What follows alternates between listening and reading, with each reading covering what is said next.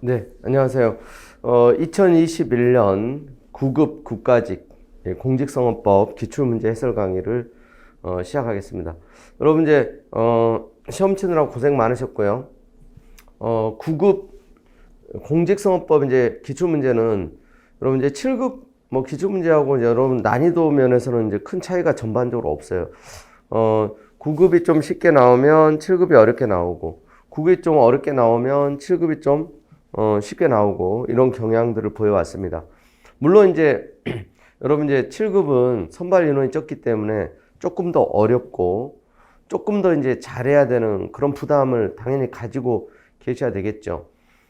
이제 선거행정직은 어찌됐건 특별한 이제 직렬이잖아요. 국가직에서만 존재하고 공직선거법은 이제 필수 과목으로 여러분들이 선택해야 되는데 역시 이제 올해도 뭐 예상했던 것처럼 거의 조문 위주로 당락을 결정하는 것은 결국 조문. 순수한 판례 문제가 이제 판례 자체만 100% 구성된 문제가 없었어요. 이제 조문하고 이제 판례가 이제 섞여서 그러니까 사실상 이제 뭐 거의 조문 문제라고 할 수가 있는 거죠. 이전보다도 조문의 그 중요성이 더욱더 강화되는 공직선거법은 그래서 사실상 이제 조문이 다다. 그게 이제 공부량이 적은 게 그 매력적이기도 한데 막판까지 계속 조문 때문에 스트레스를 한편으로 이제 또 받아야 되기도 하고 그리고 더군다나 이제 올해는 보니까 옳은 문제 찾는 게 이제 12문제 정도 되죠. 그러니까 이제 가장 옳지 않은 거 찾는 문제보다도 옳은 거 찾는 문제가 좀 더 어렵잖아요. 더군다나 이제 공직선거법은 조문을 꼼꼼하게 이제 좀 알아야 되기 때문에 또 전형적인 기출문제에서 중요한 A급 조문들 많이 나오긴 했는데 약간은 이제 주의를 요하는 실수를 유발하는 이제 그런 조문 문제도 이제 몇 문제 있었어요. 근데 이제 지금 웬만한 이제 출제 유형은 다 선보였기 때문에 앞으로도 뭐 특별한 대비책은 없습니다. 조문 열심히 보는 거예요. 그리고 기출문제를 완벽하게 숙지하는 거. 공직선거법 기출문제 뭐 이제 그동안에 누정되고 다 합쳐봐야 많지는 않기 때문에 기출문제를 확실하게 보시고 조문을 늘 끼고 살아야 된다. 그러면 이제 공직선거법 대비는 충분하다 이렇게 말씀드릴 수 있을 것 같습니다. 이제 뭐 책형이 하나밖에 없죠. 그러니까 다 여러분들이 이제 가지고 있는 책형은 다 공통적일 거라고 생각을 합니다. 1번 문제부터 한번 쭉 보겠습니다. 후보자 등의 이제 신문무장에 대한 설명으로 이제 옳은 것 여기에 대한 역시 이제 그 예상 가능한 문제고 이거는 어렵지 않은 문제죠. 1번 보면 이제 대통령 선거 후보자는 후보자 등록이 끝난 때부터 개표 종료 시까지 사용 무기 또는 장기 5년이 아니죠. 이제 대통령 선거 이제 후보자 같은 경우는 7년이죠, 7년. 그러니까 7년, 5년, 3년. 나머지 선거 같은 경우는 이제 5년이고, 그 다음에 이제 선거 관계자는 3년. 이거 이제 뭐 늘 1회 때부터 저는 이거 이제 나올 수 있다. 중요한 문제라고 이제 말씀을 드렸던 조문 중에 하나예요.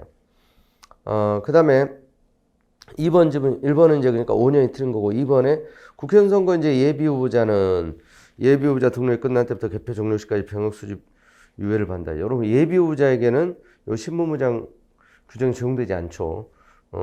후보자 이제 등록이 된 때부터입니다. 후보자 예비 후보자는 아니고. 3번이 이제 옳은 지문이죠. 투표 참가하는 개표 참가는 해당 신문을 취득한 때부터 개표 종료 시까지 사용 무기 또는 장기 여기는 3년.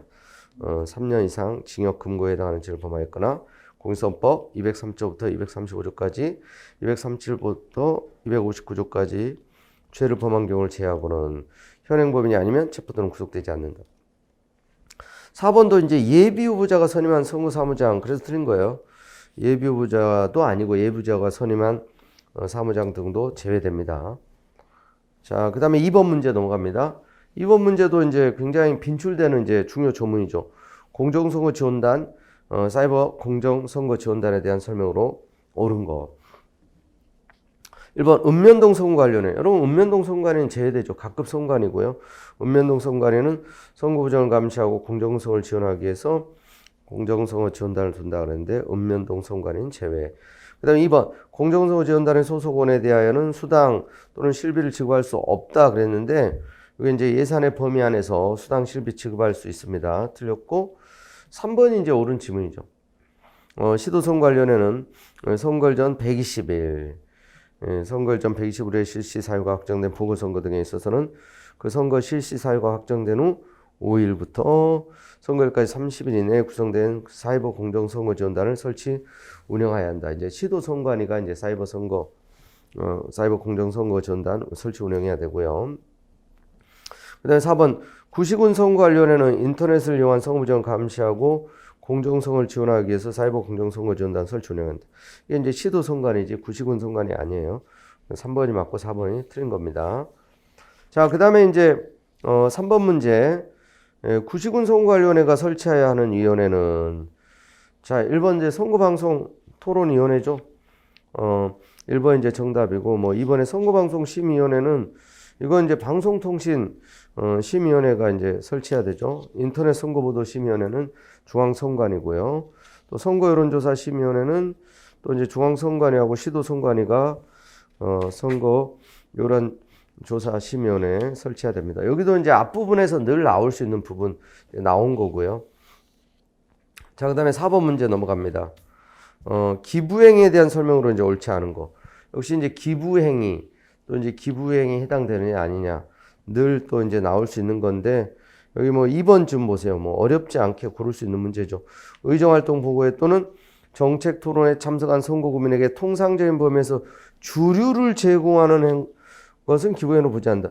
여러분 주류 제공은 어떤 예외도 없죠. 커피, 음료 이거는 이제 가능해도 주류는 제외. 자, 2번이 뭐 정답이고요. 이건 뭐 쉽게 맞출 수 있는 거고. 5번 문제. 자, 후보자 등 초청 대담 토론에 대한 설명으로 옳지 않은 거.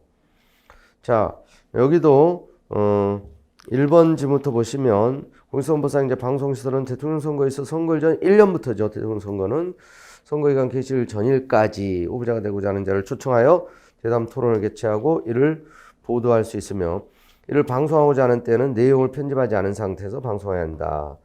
또 2번 선거운동을 하거나 할 것을 표방한 노동조합은 대통령 선거에 있어서 후보자를 초청하여 소속 정당의 정강 정책이나 후보자의 정견, 기타 사항을 알아보기 위한 대담 토론을 옥내에서 개최할 수 없다는 거. 그 다음에 3번. 자, 시도 선거방송 토론위원회는 선거운동 기간 중 지역구 국회의원 선거 후보자를 초청하여 1회 이상 대담 토론을 개최한다 그랬는데 지역구 국회의원 선거는 여러분 이제 구시군 선거방송 토론위원회죠. 시도 선거방송 토론위원회가 아니고 부시군 선거방송 토론위원회. 이제 3번이 틀린 겁니다. 자, 그 다음에 4번도 맞습니다. 대통령 선거에 있어서 중앙선거방송 토론위원회가 후보자를 초청하여 대담 토론을 개최하는 경우 중앙선거방송 토론위원회로부터 초청받은 후보자는 정당 사유 없는 한 대담 토론에 참석해야 된다는 거. 자, 6번 문제 봅니다. 자, 정당 활동 규제에 대한 설명으로 이제 옳지 않은 거. 자, 1번 정당의 중앙당은 임기 만료에 의한 선거의 경우 선거일 전 90일부터죠. 선거기간 개시일 전일까지 일간신문 등의 총 70회 이내에 걸쳐 선거에 관한 의견 수집을 위한 광고를 할 수 있고요. 그 다음에 2번 정당의 공시선상 방송시설을 이용해서 정강정책을 알리기 위한 방송 연설을 하는 때는 선거운동에 이르는 내용의 연설을 할 수 없습니다. 그 다음에 3번 정당의 선거기간 중에 후보자를 추천한 선거구의 소속 당원에게 정강정책 홍보물을 배부할 때 정당, 자, 해당 홍보물에 이제 해당 정당이 추천한 후보자가 경력을 게재할 수 없다 그랬는데 기호, 성명, 사진, 이거 경력을 제외하고 이제 후보자와 관련된 사항을 게재할 수 없습니다. 그러니까 이런 경력, 기호, 성명, 사진, 이거는 이제 게재할 수 있어요. 3번이 틀린 거고. 그 다음에 4번도 맞습니다. 정당은 선거 기간 중이더라도 시도당의 창당대회 개편대회를 개최하는 경우는 그 집회일까지 당원을 모집하거나 입당 원서를 배부할 수 있다. 그 집회일까지 이거 이제 가능해요. 선거 기간 중에 원칙은 이제 안 되는데 이제 창당대회 개편대회를 이제 개최하는 경우는 이제 이게 가능하죠. 자, 그 다음에 7번 문제 봅니다. 선거 비용에 대한 설명으로 이제 옳지 않은 거. 자, 선거 비용도 이제 자주 나오는 부분이에요, 여기도. 1번 선거 비용 제한액을 산정할 때 국회의원 선거와 지방자치단체장 선거, 지방원 선거에서 인구수를 고려하나 대통령 선거에서는 인구수를 고려하지 않는다 그랬는데 대통령 선거에서도 인구수 고려합니다.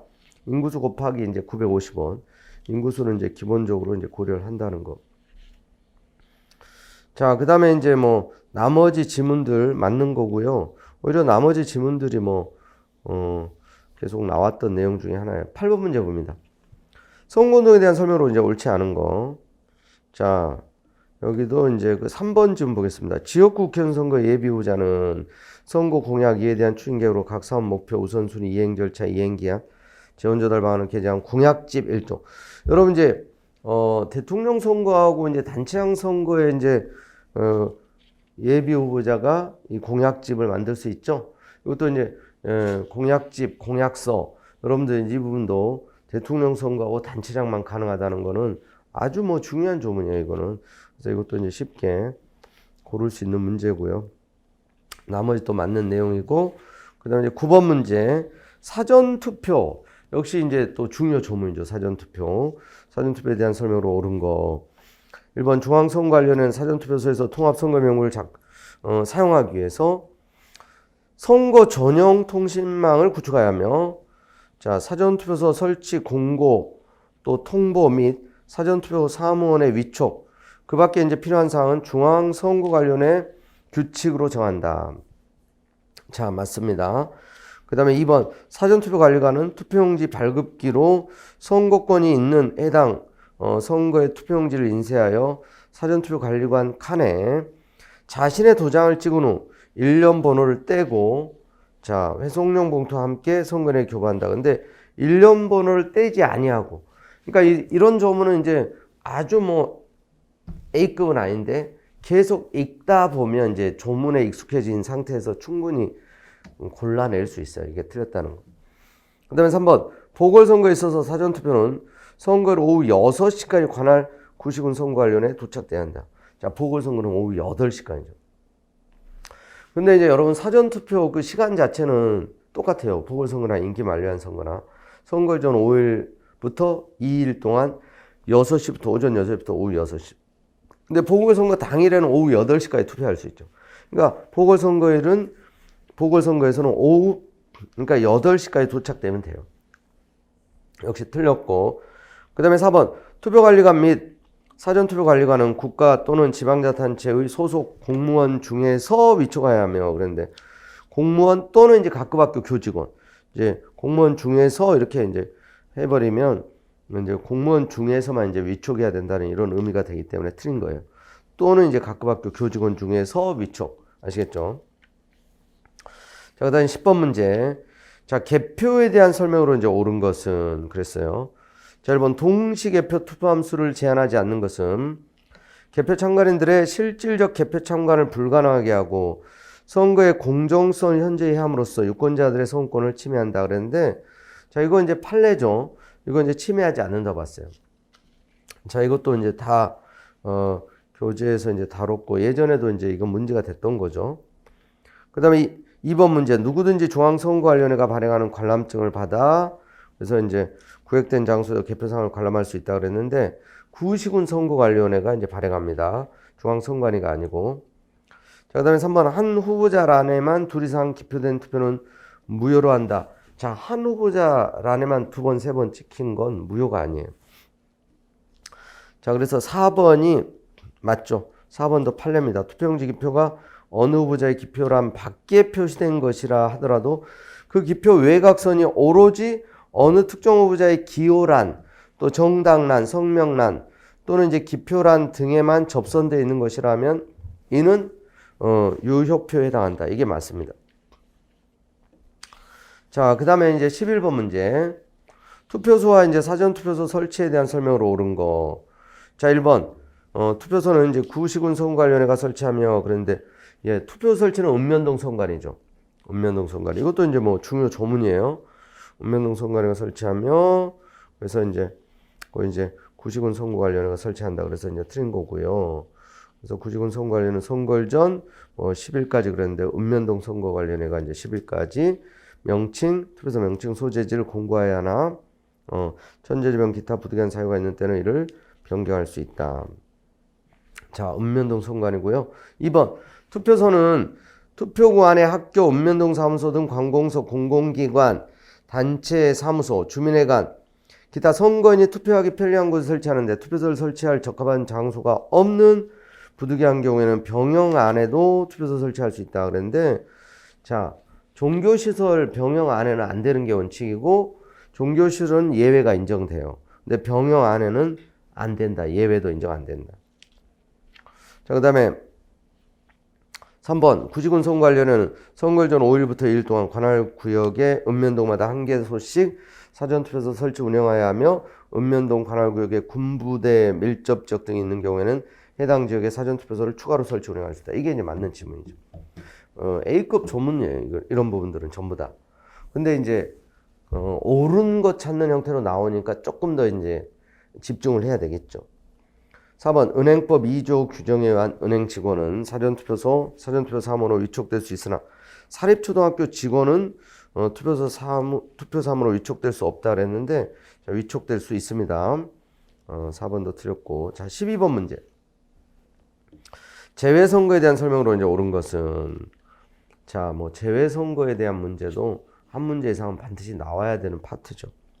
1번 중앙선거관리위원회와 구시군 장은 재선거인 명부, 국외 부재하 신고인 명부의 작성기간 만료일 다음 날부터 5일간 장소를 정하여 재선거인 명부 등을 열람할 수 있도록 하여야 하는데, 자, 국외 부재하 신고인 명부는 인터넷 홈페이지에서 열람해야 하는데, 자, 국외 부재하 신고인 명부에 대해서는 뭐 인터넷 홈페이지에서 열람해야 한다 그랬는데 이건 규정이 없고요. 재외선거인 명부가 이제 그래요. 재외선거인 명부가 인터넷 홈페이지에서 열람해야 한다. 아시겠죠? 국외 부재하 신고인 명부가 아니고 재외선거인 명부. 자, 그 다음에 2번 재선관료는 중앙선관료가 지명한 2명 이내 위원, 또 국내 교단체 구성한 정당에 추천한 1명, 또 공관원 중에서 추천하는 1명을 중앙선관위원회가 위원으로 위촉하여 구성하며, 자, 공관장이 위원장이 된다 그랬는데 위원장은 위원 중에서 이제 호선이죠, 호선. 공관장 또 공관원은 위원장이 될 수 없습니다. 그리고 자, 2번 틀렸고요. 또 3번 재투표는 자, 시도선거관리위원회가 개표한다 그랬는데 구시군 선관위가 개표합니다. 구시군 선관위, 시도선관위가 아니고. 자, 4번이 그래서 옳은 지문이에요. 재선거관리위원회는 선거 전 14일부터 선거 전 9일까지 기간 중 6일 이내 기간을 정하여 공간의 재투표소 설치 운영하여야 하는데, 공간의 협소 등의 사유로 부득이 공간의 재투표소를 설치할 수 없는 경우에는 공간의 대체시설에 재투표소를 설치할 수 있습니다. 자, 그 다음에 이제 13번 문제. 선거인 명부 관련 구제 절차에 대한 설명으로 옳지 않은 거. 자, 여기도 이제 여러분 선거인 명부 1번에 보면 이제 선거자 누구든지 선거인 명부에 자격이 없는 선거인이 올라있다고 인정되는 때는 선거인 명부 열람기간 내 구술 또는 서면으로, 자, 이의 신청은 이렇게 구술로도 할 수 있죠. 구시군 장에게 구술 또는 서면으로 이의 신청할 수 있고요.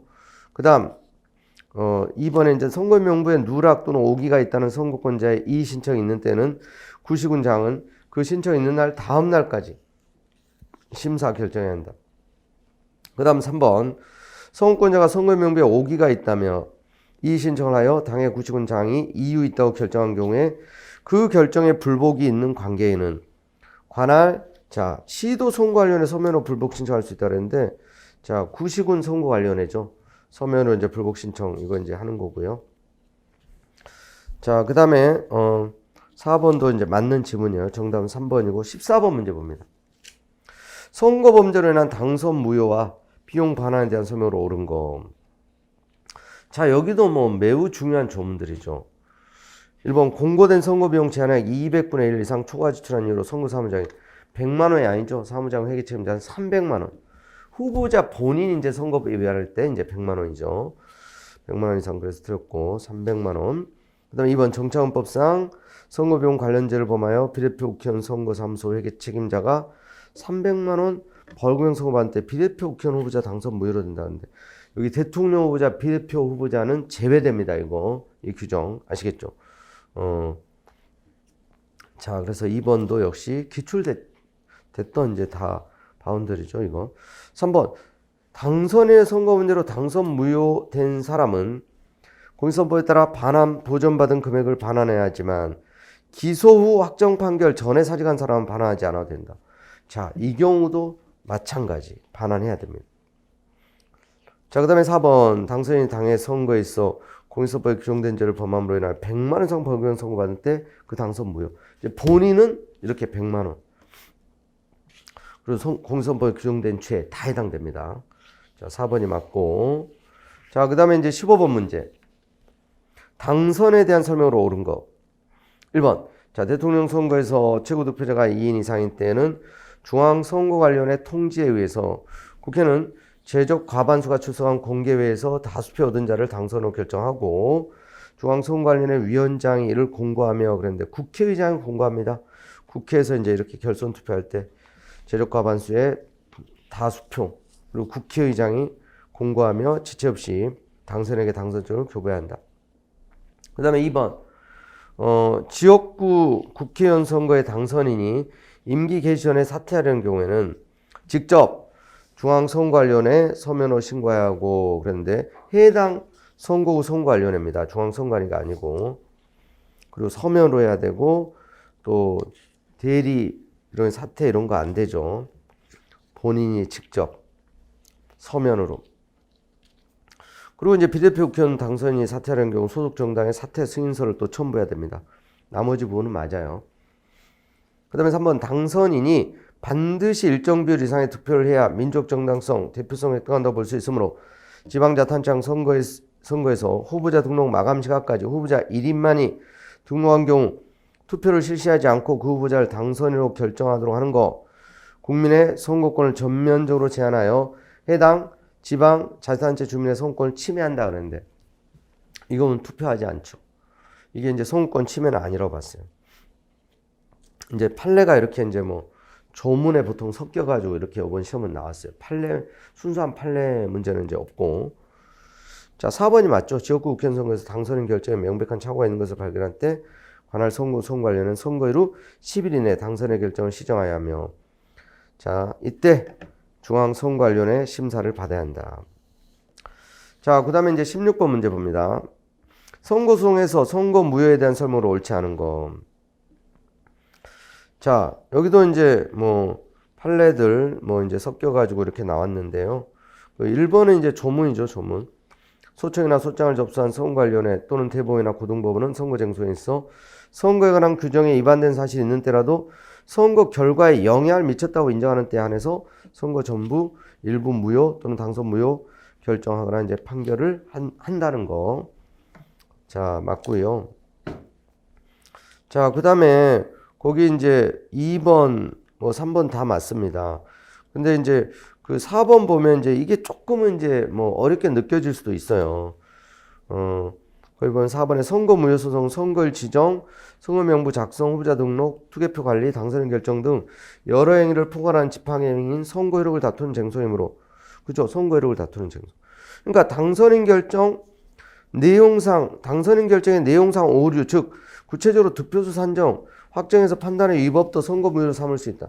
이건 당선인 결정의 내용상 오류잖아요. 이게 이제 당선 무효 뭐 소송에서 다툴 수 있는 사유가 될 수는 있어도 이게 선거 쟁송에서 선거 효력을 다투는 쟁송에서는 이걸 무효 사항으로 삼을 수 없어요. 그 뒷부분 아시겠죠? 그게 이제 틀린 거다. 자, 나머지 그게 이제 근데 이 판례들은 뭐 나름대로 이제 의미가 있는 것이고 뭐 이제 교재에서도 다 이제 언급되어 있는 판례죠. 자, 이런 정도는 이제 늘 나올 수 있는 거다. 그리고 이제 선거 소송은 선거 효력을 다투는 거. 당선 소송이 이제 선거는 유효하다는 걸 전제로 당선의 효력을 다투는 거다. 뭐 기본적인 원고 적격 관할 법원 이런 게 이제 기본적으로 나오는데 뭐 이런 정도까지는 늘 나올 수 있는 수준입니다. 자, 그다음에 17번 문제. 선거 공보에 대한 설명으로 옳은 거. 자, 선거 공보, 선거 벽보, 가장 이제 대표적인 선거 방법. 역시 늘 나오는 부분이죠, 여기. 1번. 비례표 국회의원 선거에 있어서 비례표 국회의원 추천 정당은 선거운동을 위해서 책자형 선거 공보 1종과 자, 전단형 선거 공보, 전단지 요 찌라시 한 장. 이건 추가적으로 인정되는 건 대통령 선거에서만이죠. 전단형 선거 공보 1종 작성할 수 있다. 이게 틀린 거고요. 2번 지역구 지방의원 선거의 후보자는 선거 공보 외에 시각장애 선거인을 위한 선거 공보 1종을 작성하여 하며 점자형 선거 공보에 그 내용이 음성, 점자 등으로 출력되는 인쇄물, 접근성 바코드를 표시하는 것으로 대신할 수 있다 그랬는데, 여러분 이건 대통령 선거하고 지역구 국회의원 선거, 지방자치단체장 선거에서만 이건 인정되는 거예요. 지역구 지방원 선거에서는 요런 이제 점자형 선공보, 시각장애나 이런 것 추가적으로 이제 작성해야 되는 이런 선거가 아니에요. 아시겠죠? 자, 그래서 2번 틀린 거고, 그 다음에 3번.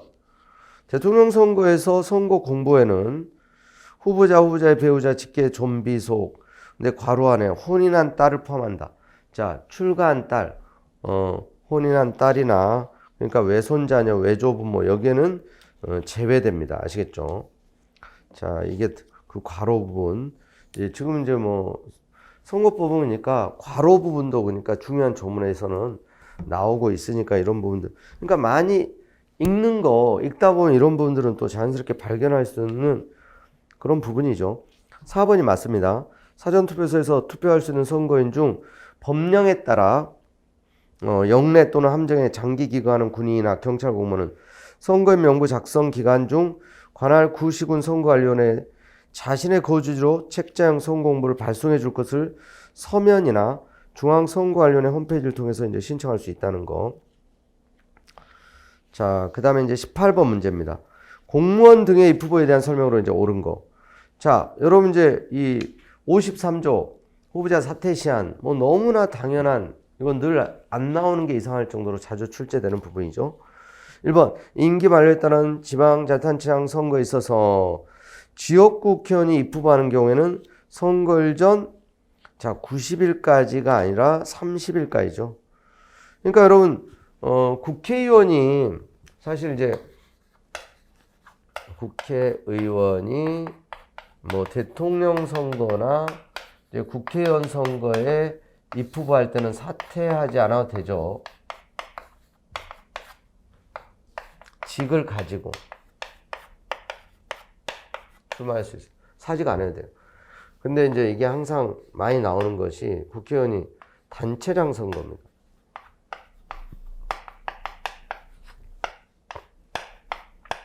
단체장 선거에 입후보할 때, 이때는 30일 전까지, 선거일 전 30일 전까지 사퇴를 해야 된다는 거예요.